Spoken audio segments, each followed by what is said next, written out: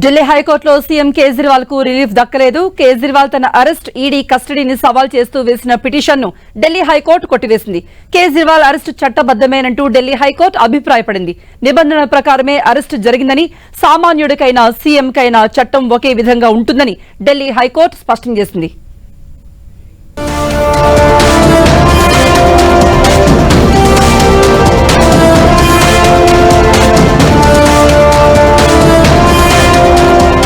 ఢిల్లీ మద్యం policy, money laundering కేసులో హైకోర్టులో కేజ్రీవాల్ కు ఊరట దక్కలేదు.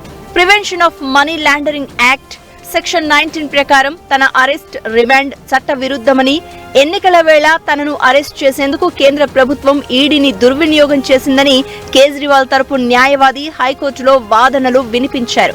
అయితే వీటిని ఢిల్లీ హైకోర్టు పరిగణలోనికి తీసుకోలేదు. మార్చి 21వ తేదీన సీఎం కేజ్రీవాల్ ను ఎన్ఫోర్స్మెంట్ అధికారులు అరెస్ట్ చేశారు. కస్టడీకి తీసుకుని విచారించారు. ఏప్రిల్ 15 వరకు జ్యుడిషియల్ రిమాండ్లో భాగంగా కేజ్రీవాల్ తీహార్ జైలులో ఉన్నారు. మార్చి 23న తన అరెస్టును సవాల్ చేస్తూ కేజ్రీవాల్ హైకోర్టును ఆశ్రయించారు. ఈ పిటిషన్ విచారణ సందర్భంగా పలు కీలక వ్యాఖ్యలు చేసింది న్యాయస్థానం. సీఎంకు ఒక న్యాయం, సామాన్యులకు ఒక న్యాయం ఉండదని, సీఎం అయినంత మాత్రాన ప్రత్యేకమైన హక్కులు ఏమీ ఉండవని స్పష్టం చేసింది. విచారణ ఎలా సాగాలో నిందితులు చెప్పాల్సిన అవసరం లేదని, నిందితుడి వీలును బట్టి విచారణ జరపడం సాధ్యం కాదని తెలిపింది.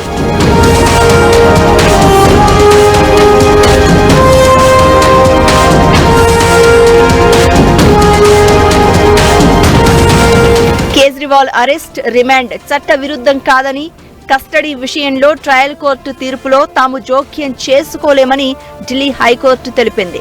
సాక్షులను క్రాస్ ఎగ్జామినేషన్ చేసే హక్కు ఉంటుందని, వాంగ్మూలం ఇచ్చిన వ్యక్తి క్రాస్ ఎగ్జామినేషన్ కు సమాధానం చెప్పాల్సి ఉంటుందని ఢిల్లీ హైకోర్టు అభిప్రాయపడింది.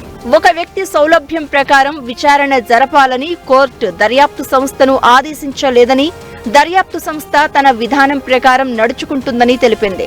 ఎన్నికల సమయంతో సంబంధం లేకుండా చట్ట ప్రకారం కేజ్రీవాల్ అరెస్ట్, రిమాండ్ను కోర్టు పరిశీలించాల్సి ఉంటుందని క్లారిటీ ఇచ్చింది. కేజ్రీవాల్ ను అరెస్ట్ చేయడానికి దారితీసిన ఘటనలు, తగినంత మెటీరియల్ ఈడీ కలిగి ఉందని అభిప్రాయపడింది. కేజ్రీవాల్ విచారణకు సహకరించకపోవడం, ఆయన వల్ల జరిగిన జాప్యం కూడా జ్యుడిషియల్ కస్టడీలో ఉండడానికి కారణమని హైకోర్టు భావించింది. తీర్పులు ఎప్పుడూ చట్టపరమైన సూత్రాల ఆధారంగా ఇవ్వబడతాయే కానీ రాజకీయంగా కాదని హైకోర్టు తెలిపింది. ప్రస్తుతం కోర్టు ముందు ఉన్న అంశం కేంద్ర ప్రభుత్వానికి కేజ్రీవాల్ కు మధ్య వివాదం కాదని, ఇది కేజ్రీవాల్, ఈడీ మధ్య కేసుకు సంబంధించిందని తెలిపింది.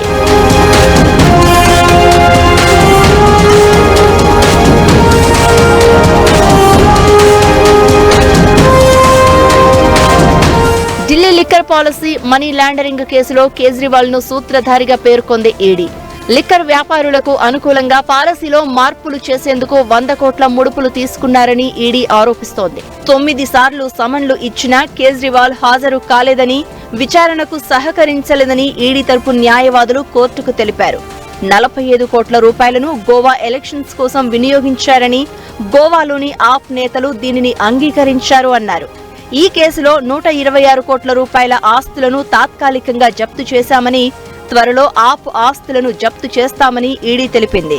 కేజ్రీవాల్ అరెస్టుతో కేసు విచారణ ప్రారంభ దశలో ఉందన్న ED, liquor policy, money laundering కేసులో ఆమ్ ఆద్మీ పార్టీ ప్రధాన లబ్ధిదారు అని పేర్కొంది. ఆప్ నేరం చేస్తే దాని జాతీయ కన్వీనర్ అయిన కేజ్రీవాల్ బాధ్యత వహించాలని ఈడీ తెలిపింది. ఇరుపక్షాల వాదనలు విన్న న్యాయస్థానం కేజ్రీవాల్ పిటిషన్ను కొట్టేసింది.